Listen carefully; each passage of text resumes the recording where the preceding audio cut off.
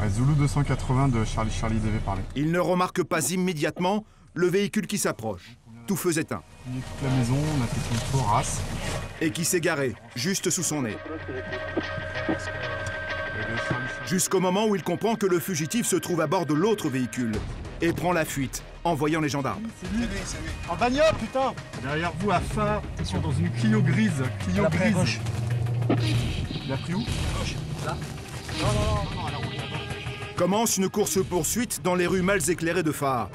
Le fugitif ne semble pas disposé à se rendre. Et il a un avantage, il connaît le secteur, comme sa poche. J'aurais pris à la gauche.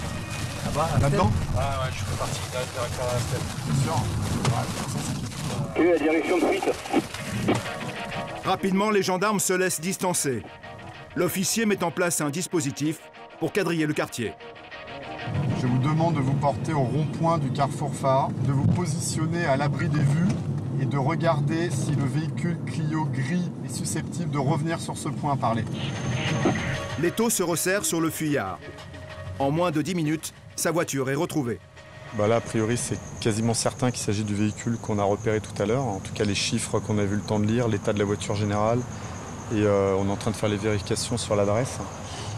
Donc je pense qu'on se rapproche au moins du lieu de vie et de ce véhicule-là qui a potentiellement servi à l'individu pour fuir.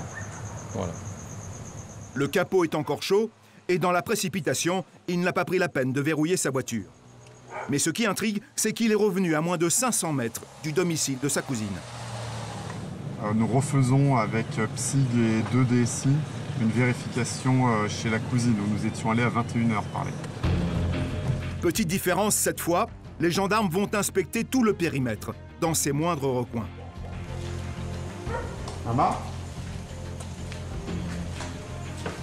Maman. Oh. T'es pas venu? T'es sûr? Oui. On peut regarder? Le colonel affiche d'emblée la couleur. Si on apprend qu'il est ici ou qu'il vient se cacher ici, il y aurait un sacré problème. La fouille ne va rien donner de plus. Les gars, clair? C'est bon?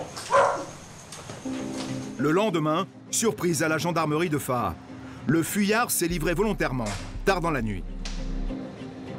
En définitive, l'individu s'est présenté à la gendarmerie accompagné d'une partie de sa famille qui a réussi à le convaincre de se rendre aux forces de l'ordre plutôt que de poursuivre une cavale inutile. Incarcéré au départ pour un délit mineur, le détenu risque de voir sa peine prolongée de 3 ans.